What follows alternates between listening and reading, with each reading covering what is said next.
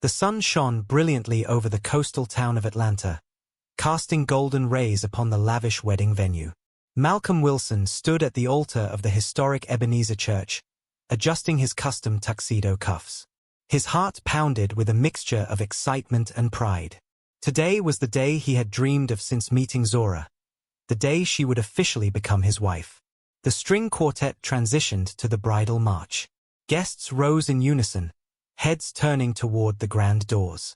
Malcolm's breath caught as Zora appeared in a designer gown that cascaded like liquid silk around her slender frame. The intricate lace details and crystal embellishments sparkled with each step she took down the aisle. "She's gorgeous," whispered a guest. "Too gorgeous for a restaurant owner," another muttered. Malcolm barely heard them. His focus remained fixed on Zora's face, her flawless makeup, her practiced smile. If that smile didn't quite reach her eyes, he was too enraptured to notice. Zora reached him at the altar, her father kissing her cheek before placing her hand in Malcolm's. Malcolm squeezed her fingers gently, whispering, "You're breathtaking." She nodded slightly, her eyes briefly scanning the assembled guests before returning to his face. The officiating minister began the ceremony, speaking of love and commitment. Malcolm's voice broke with emotion as he recited his vows, promises of eternal devotion and unwavering support. Zora's response was perfectly articulated, her tone even and controlled. If there was a mechanical quality to her words, Malcolm was too blissful to detect it. "You may now kiss the bride," the minister announced. Malcolm pulled Zora into a passionate embrace. Her response was measured, appropriate, the perfect bride kissing her adoring groom. During the photo session on the church steps, Malcolm's mother approached his aunt, gesturing discreetly at the elaborate floral arrangements. "Where did they get the money for all this?" she whispered. "Malcolm's restaurant is successful, but this wedding must have cost a fortune." The aunt shrugged. Maybe her family contributed. Neither knew that Zora's family had struggled financially for years. As the photographer arranged the bridal party, Zora's bridesmaid Lisa adjusted the train of her gown, noticing a diamond bracelet on Zora's wrist. "This wasn't part of the bridal set," Lisa remarked quietly. "Wedding gift," Zora replied curtly, subtly pulling her arm away. When the photographer called for a break, Zora excused herself, stepping behind a column. She quickly checked her phone, angling the screen away from curious eyes. Whatever she saw made her inhale sharply before she deleted the notification and rejoined the group, smile firmly back in place. The reception space dazzled with crystal chandeliers and centerpieces of white roses and orchids. Champagne flowed freely as guests marveled at the extravagance. Malcolm led Zora to the dance floor for their first dance, pulling her close against his chest. "This is just the beginning," he murmured into her ear. "I'm going to give you everything you deserve."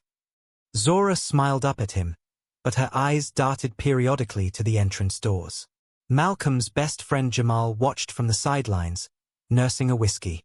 He observed Zora's fourth trip to the restroom in 2 hours, each time with her phone clutched in her hand. When she returned, her makeup freshly applied, her smile seemed more determined than joyful. Near the dessert table, Zora engaged briefly with 2 older gentlemen Malcolm didn't recognize. They weren't on the guest list he'd reviewed. "Your mentor would be proud," one said, clinking his glass against hers.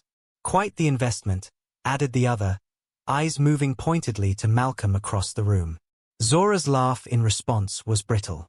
"Gentlemen, please enjoy the celebration," she said, slipping away as Malcolm approached. The evening progressed perfectly, cake cutting, bouquet toss, each tradition flawlessly executed. Malcolm remained oblivious to anything but his good fortune, seeing only what his heart wanted to see. A beautiful wife who loved him as desperately as he loved her. When they finally departed amid shower of rose petals, Malcolm carried Zora across the threshold of their honeymoon suite. Rose petals formed a path to the king-sized bed, champagne chilling beside it. "I need to shower," Zora said immediately, gathering her toiletry bag. "Want company?" Malcolm asked with a grin. "I'll be quick," she replied, closing the bathroom door firmly behind her. Malcolm heard the shower running for nearly 30 minutes. When Zora emerged in a silk nightgown, Her hair carefully styled even after bathing, she accepted his embrace. Their lovemaking was passionate from his side, methodical from hers. She claimed exhaustion from the day's events when he tried to extend their intimacy. "We have our whole lives for this," she whispered, turning away. Malcolm fell asleep quickly, draped possessively across her waist. Zora remained awake, staring at the ceiling, listening to his steady breathing. When certain he was deeply asleep, she carefully reached for her phone on the nightstand. A text message waited, "Congratulations on your marriage. See you soon." For a brief moment, naked fear crossed Zora's face, her carefully maintained facade cracking. Then, like a master actress returning to character, she closed her eyes, straightened her features, and placed the phone face down. Some doors, it seemed, were never fully closed, even on a wedding night. Morning sunlight filtered through the curtains of the honeymoon suite, casting a golden glow across Malcolm's face. He reached across the bed, fingertips finding only cool sheets where Zora should have been. His eyes opened, confusion replacing the warmth of sleep as he sat up. A folded note rested on her pillow, her elegant handwriting immediately recognizable. "Early client meeting. Back for lunch. Love, Zed." Malcolm stared at the note, running his thumb across the words. Who works the morning after their wedding? He checked his watch. 9:15 a.m. An unusually early start for any business meeting, especially on what should have been their first day of married life. He called her cell phone. Straight to voicemail. Sent 3 texts. No response. By 11, concern had turned to unease. Malcolm showered and dressed, deciding to surprise her with lunch from his restaurant. He personally prepared her favorite, blackened salmon with mango salsa, packing it carefully in the containers bearing his restaurant's logo. The sleek office building housing Green Marketing Solutions gleamed in the midday sun. Malcolm approached the reception desk, lunch containers in hand, smile ready. "I'm here to surprise my wife, Zora Wilson. She mentioned a client meeting this morning." The receptionist's brow furrowed. "Zora." She clicked through her computer calendar. "But she requested personal days off this week. For her honeymoon, I thought." She looked up, confusion mirroring his own. "Congratulations, by the way." Malcolm's world tilted slightly. There must be some mistake. She left a note about a client meeting. The receptionist shook her head apologetically. No meetings scheduled. Her calendar's blocked off until next Monday. Back at the hotel, Malcolm set the untouched lunch on the coffee table. He poured champagne that had chilled overnight, watching bubbles rise to the surface. 1 glass. Then 2. The afternoon stretched endlessly. At 3:42 p.m., the door lock clicked. Zora stepped inside, arms laden with shopping bags bearing names Malcolm recognized from luxury storefronts. Gucci, Louis Vuitton, Prada. Her momentary shock at seeing him was quickly masked with a smile that didn't quite reach her eyes. "Malcolm, I thought you'd be at the restaurant." She set down the bags, smoothing invisible wrinkles from her dress. "I went to your office," he said quietly. "They said you took the week off." A flicker of something, annoyance, fear, crossed her face before she laughed lightly. "Oh, officially yes. But Claudia called about a potential new client." The meeting turned into a networking brunch. She moved to kiss his cheek. "I should have called." Malcolm nodded toward the shopping bags. "Successful meeting, I take it." "These." Zora waved dismissively. "Wedding gifts from the marketing team." They pooled together. She picked up a designer purse worth at least $3,000. "Isn't it gorgeous?" The explanation was plausible. Almost. But Malcolm had met her co-workers at the engagement party. Mid-level marketing associates couldn't afford such extravagance, even pooled together. He swallowed his doubts. "I made reservations at Marcel for tonight. To celebrate properly." Zora's smile tightened almost imperceptibly. "You're so thoughtful." At 7:13 p.m., as Malcolm adjusted his tie in preparation for dinner, Zora's phone chimed. She read the message, fingers flying across the screen in response. "Everything okay?" he asked. Lisa and the girls want to take me out. A post-wedding celebration. She looked up, expression apologetic but determined. I should go. They went to so much trouble planning it. But our reservation. Rain check. She was already selecting different earrings, refreshing her lipstick. Don't wait up. The door closed behind her before he could respond. At Marcel, Atlanta's premier steakhouse, Malcolm sat alone at a table for two. The waiter approached for the third time, eyeing the untouched bottle of champagne. Sir, will your companion be joining you soon? Malcolm's phone screen remained stubbornly blank. No, he finally answered. Just the check, please. The waiter's glance held unmistakable pity. Dawn on their second married day found Malcolm awakened by soft sounds from the closet. Zora stood inside, packing an overnight bag, already dressed in a tailored navy suit. Diamond earrings caught the early light. Her perfume, heavier than her usual daytime scent, filled the room. Where are you going? His voice, thick with sleep, made her flinch visibly. Oh, you startled me.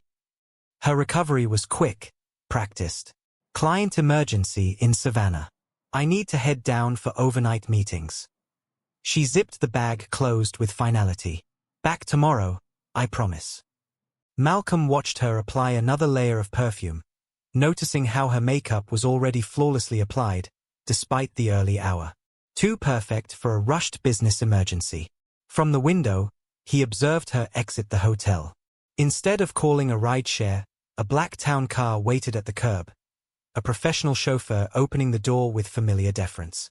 The kind of service that cost hundreds, not the practical transportation of a mid-level marketing executive. Once she disappeared, Malcolm called her office again. Zora Wilson? She's out all week on personal leave, the same receptionist confirmed. The hollow feeling in his chest expanded. Malcolm arrived at his restaurant earlier than usual, finding Jamal already prepping in the kitchen. His oldest friend took one look at his face and set down his knife. What's wrong, man? The story spilled out, the empty bed, the mysterious meetings, the expensive gifts, the town car. Jamal listened silently, wiping his hands on his apron. I need to tell you something, Jamal finally said, voice uncharacteristically hesitant. I saw Zora yesterday. Malcolm's head snapped up. Way. The Ritz-Carlton. I was delivering desserts for their corporate event. Jamal wouldn't meet his eyes. She was with someone. Older guy, expensive suit. They looked. He trailed off. Looked what? Intimate, Jamal finished reluctantly. Hand on her back, whispering in her ear. I thought maybe it was her boss or something. But...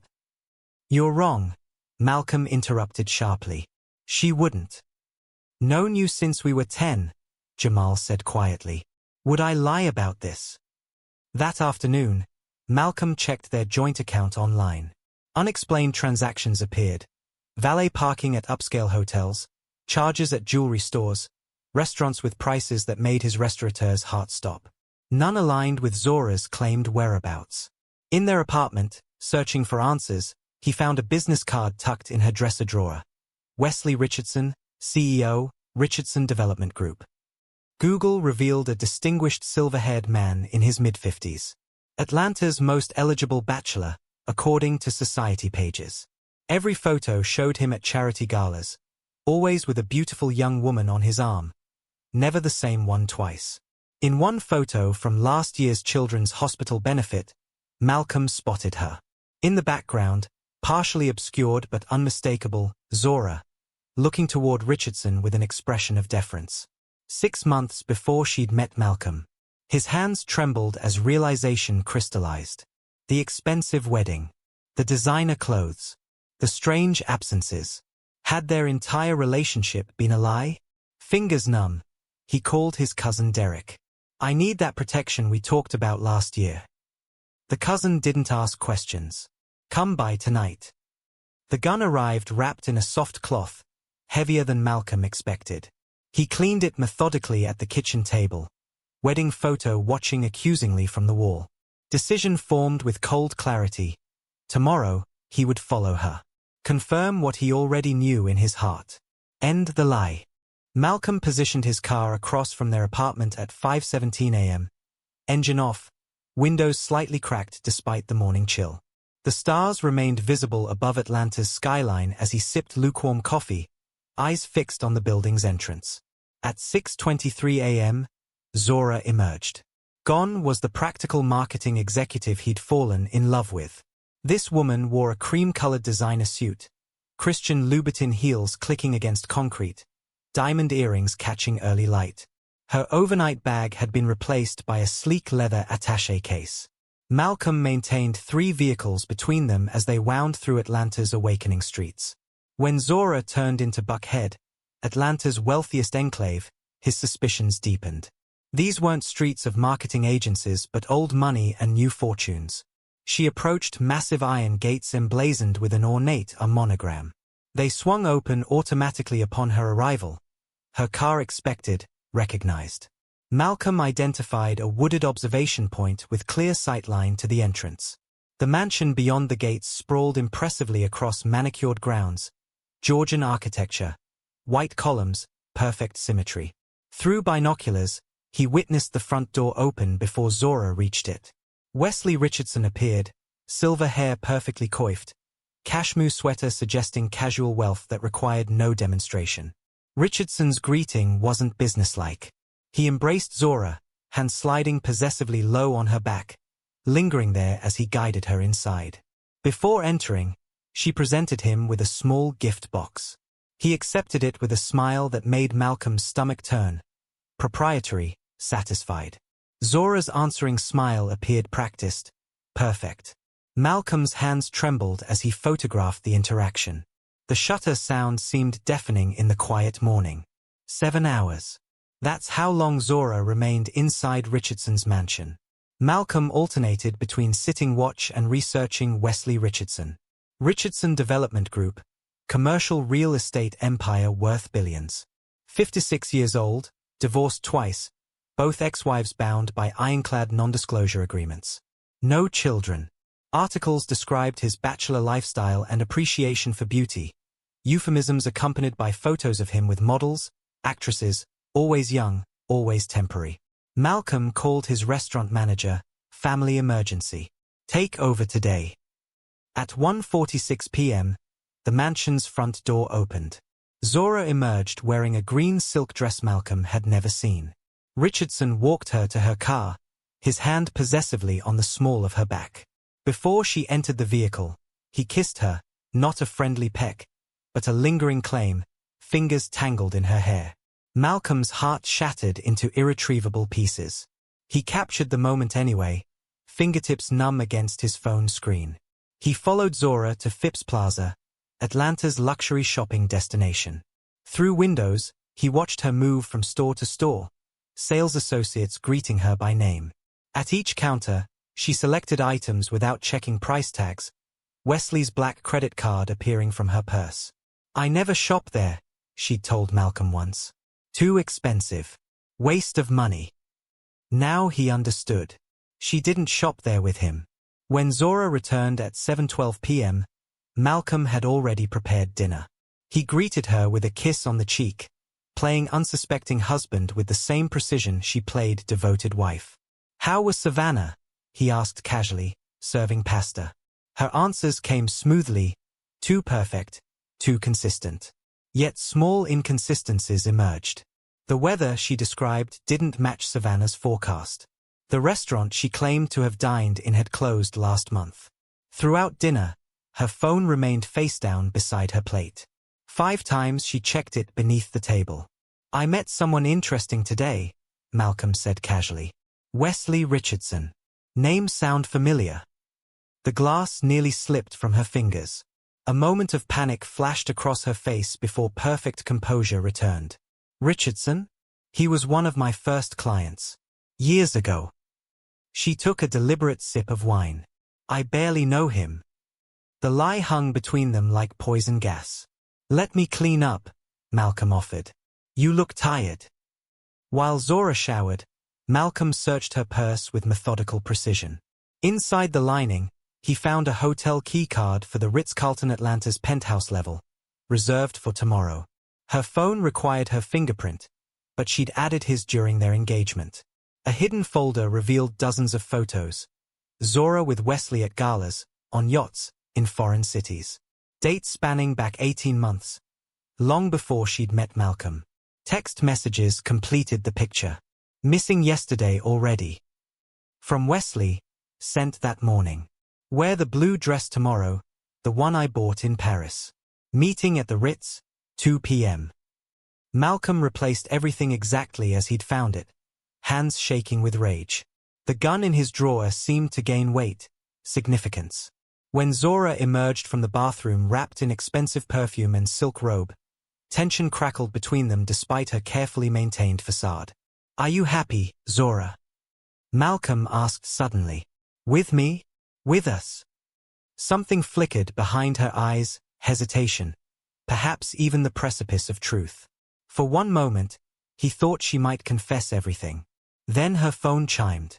Whatever window had briefly opened slammed shut. Her mask slid perfectly back into place. "Of course I'm happy," she replied, voice melodic and empty. They lay in the same bed that night, physically close but separated by secrets wide as oceans. Morning arrived with grim purpose. Malcolm watched as Zora selected her outfit. The blue dress mentioned in Wesley's text, sapphire earrings that matched it perfectly.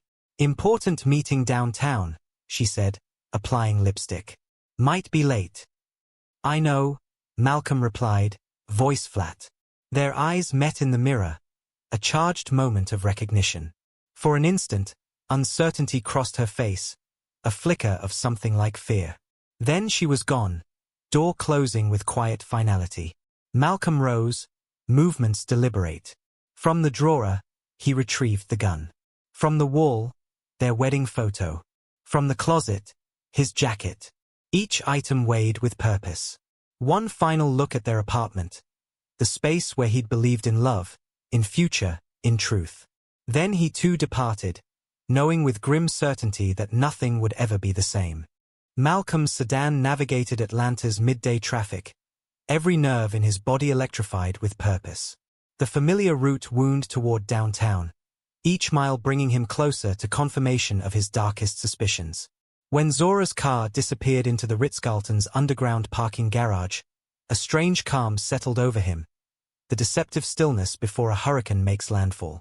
The sight of Wesley Richardson's midnight blue Bentley in the valet area struck Malcolm like a physical blow. The personalized plate RCHDSN1 seemed to mock him, flaunting wealth and privilege he could never provide. His fingers tightened around the steering wheel, knuckles whitening as the final pieces of betrayal clicked into place with terrible clarity. After parking blocks away, Malcolm sat motionless, breathing deliberately to control the tremors in his hands. The gun pressed against his ribs, cold, unforgiving, promising resolution to questions that had consumed him since finding Zora's note 2 mornings ago. He hadn't planned to bring it, hadn't consciously decided to arm himself. Yet here it was, as if his subconscious had prepared for the worst while his heart still desperately clung to denial. The Ritz-Carlton's opulence assaulted his senses as he entered through a side door, crystal chandeliers, marble floors, the subtle perfume of wealth that he, despite his restaurant's success, would never truly possess. Each step across the lobby felt like traversing another man's territory, reinforcing everything he lacked, everything Wesley Richardson could provide that he couldn't. When the receptionist recognized him from wedding photos, Malcolm's face arranged itself into a mask of normalcy that felt alien on his features. The lie about their anniversary came with disturbing ease, the words tasting like ash in his mouth. The woman's hesitation nearly undid him, each second of deliberation stretching his control thinner, before she finally handed over the keycard to the penthouse suite. In the ascending elevator, Malcolm confronted his reflection in polished brass. The stranger staring back wore his features but displayed none of the warmth, the optimism, the fundamental decency he'd always prided himself on. This man's eyes held something feral, something primitive, a husband betrayed, a man deceived, an animal cornered. The transformation both terrified and empowered him. By the time the elevator doors opened, something fundamental had shifted inside him. The Malcolm who had entered was not the Malcolm who emerged. The plush corridor muffled his footsteps as he approached Suite 4500. Voices carried through the heavy door, Wesley's commanding tone contrasting with Zora's higher-pitched responses. Malcolm slowed, blood roaring in his ears as he strained to hear their exchange. Wesley demanded acceleration of some timeline while Zora pleaded about Malcolm's restaurant. When Wesley dismissively declared their arrangement was whatever he dictated, followed by the unmistakable sound of a slap and Zora's pained cry, something snapped inside Malcolm.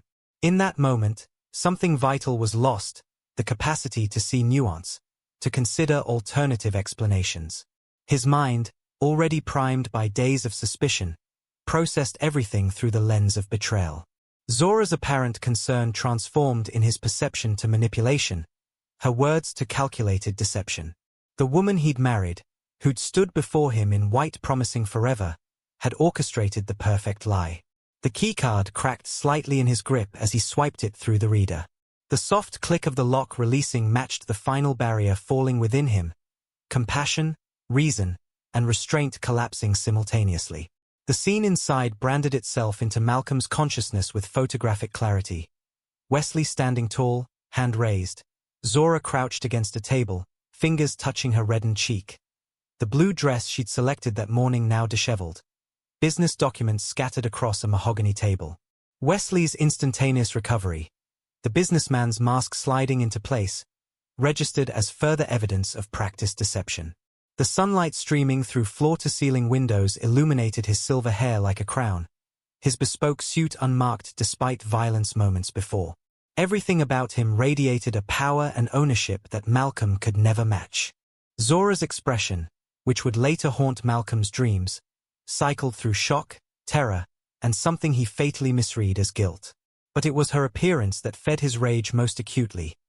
Sapphire earrings matching her designer dress, manicured nails, luxury shoes. Each item represented a betrayal, each accessory evidence of her willingness to be purchased, to be owned by another man. The gun materialized in Malcolm's hand without conscious thought, its weight now familiar, an extension of his purpose. When Wesley stepped forward, remarkably untroubled by the weapon, Malcolm's conviction solidified further. Only a man who believed himself untouchable would face a firearm with such composure. Wesley's reference to an arrangement predating Malcolm's involvement confirmed everything. Zora's tears as she pleaded for understanding registered not as fear but as the final performance of a skilled actress whose role had concluded. When Wesley produced photographs, Zora and him at events, on yachts, her smile radiant, Malcolm's last doubts evaporated. The images crystallized a narrative in Malcolm's mind. Their entire relationship had been fabricated, their meeting orchestrated, their marriage a convenient cover for Zora's true allegiance. His love, his trust, his future, all sacrificed on the altar of wealth and privilege he could never provide. Wesley's casual offer of $100,000 for Malcolm to walk away quietly transformed rage into something darker, more primal. The suggestion that his dignity, his marriage, his very manhood could be purchased with a check ignited something irreversible within him. When Wesley referred to Zora in derogatory terms, Malcolm registered her angry lunge toward the older man not as righteous indignation but as the protective instinct of a woman defending her true partner. As Wesley confidently approached, hand moving inside his jacket, Malcolm's finger tightened on the trigger without hesitation. The gunshot shattered the penthouse's refined atmosphere, the sound impossibly loud and final. Wesley's expression as he staggered backward, confidence dissolving into disbelief, provided Malcolm a fleeting moment of savage satisfaction. Blood bloomed across Wesley's shirt like a macabre flower, expensive fabric absorbing his life essence as he slumped against the desk. His final smirking words about a contract and Zora's false love were seeds planted in scorched earth, words that would later germinate into devastating understanding, but in the moment merely confirmed Malcolm's worst beliefs. When Zora screamed and rushed toward Wesley instead of retreating to safety with her husband, Malcolm's perception narrowed further. Through the tunnel vision of betrayal, her frantic search of Wesley's pockets could only mean one thing, even facing death. She chose her lover over her husband. The cold rage that followed was something Malcolm had never experienced, a glacial certainty that justified what came next. Zora's desperate explanations about needing Wesley's phone for evidence registered as further lies. Her pleas about blackmail and threats against her family sounded like the improvised excuses of someone caught in ultimate betrayal. Malcolm stepped closer, a juror who had reached his verdict, an executioner with absolute conviction. His statement that there's always a choice emerged from a fundamental belief that had defined him. People control their destiny through their decisions. In his mind, Zora had chosen wealth over love, luxury over loyalty, Wesley over Malcolm. The second gunshot brought no satisfaction, only grim finality. Zora's expression as she stumbled backward, shock yielding to a terrible understanding that Malcolm was not yet capable of sharing, created the first hairline fracture in his certainty. The transformation was instantaneous. As blood darkened the blue dress, horror replaced rage with the violent suddenness of a tidal wave. Malcolm lunged forward, catching her collapsing form, lowering her to the floor with unexpected gentleness. His whispered denials, his hands pressing futilely against her wound, marked the beginning of a different understanding. Zora's dying words emerged with effort, fragments about evidence, contracts, threats, and genuine love. As her hand weakly guided him toward her purse, Malcolm pulled out the folded document with growing dread. The companionship agreement with its explicit terms of control, threats, and requirements spelled out in cold legal language initiated the collapse of everything he believed. Security guards burst in as Malcolm cradled Zora's body, the contract in his blood-stained hand revealing the cage he hadn't been able to see. The terrible truth crystallized with perfect clarity as her final breath escaped. She hadn't betrayed him. She had been imprisoned, controlled, threatened. And he, blinded by jealousy and insecurity, had become the ultimate weapon in Wesley's arsenal. The perfect manipulation was complete. The victim executed by the hand meant to protect her, the lover transformed into executioner by his own rage. As Zora's eyes went still, Malcolm confronted the most devastating emotion possible. Not jealousy, not betrayal, but the shattering realization that he had destroyed the very thing he thought he was defending. The penthouse suite transformed into a crime scene within minutes. Police officers swarmed the space, evidence markers dotting the luxury carpet like bright yellow stars in a night sky. Malcolm sat motionless in a leather chair, blood-covered hands extended as technicians swabbed residue. Zora's body lay covered nearby. Wesley's remained where he fell. Detective marshals approached with measured steps, his weathered face revealing nothing as he asked Malcolm to explain what happened. Malcolm's responses emerged hollow, mechanical. A man speaking from the bottom of an abyss. I thought she betrayed me. I was wrong. While officers led Malcolm away in handcuffs, the evidence team discovered Wesley's phone. Its contents proved staggering, videos documenting control over multiple women, financial records showing a pattern of debt-created servitude spanning decades, blackmail materials organized meticulously by victim, including compromising photos and threats against families. The contract between Wesley and Zora revealed the true nature of their relationship in cold legal language. Clauses explicitly threatened financial ruin for Malcolm if Zora ever revealed the truth, required her marriage to maintain appearances for Wesley's business associates, and established control through financial leverage over her parents' medical care and home. In Zora's apartment, investigators found a diary hidden beneath floorboards. Its entries chronicled her desperation, her genuine love for Malcolm, and her hope to gather enough evidence against Wesley to free herself and other victims. The final entry, dated their wedding day, read, "I truly love Malcolm, the only real thing in this nightmare." Media coverage evolved from newlywed murder-suicide to sex trafficking ring exposed, as Wesley's criminal empire unraveled posthumously. Other victims emerged with similar stories of control, their testimonies painting Wesley Richardson as a predator who specialized in creating elegant prisons for vulnerable women. Malcolm's trial became Atlanta's most-watched legal proceeding. The prosecution argued blind rage without justification. He killed not only the predator but the victim as well. The defense presented evidence of Wesley's manipulation, a tragedy of misunderstanding and calculated deception. After 3 days of deliberation, the jury returned their verdict. Guilty of first-degree murder for Wesley, guilty of second-degree murder for Zora. The judge acknowledged the tragedy's complex nature before sentencing Malcolm to 30 years, possibility of parole after 20. Malcolm's first night in his prison cell. Reality crushed whatever remained of the man he once was. A wedding photograph and Zora's diary became his only possessions. Letters arrived from Wesley's other victims.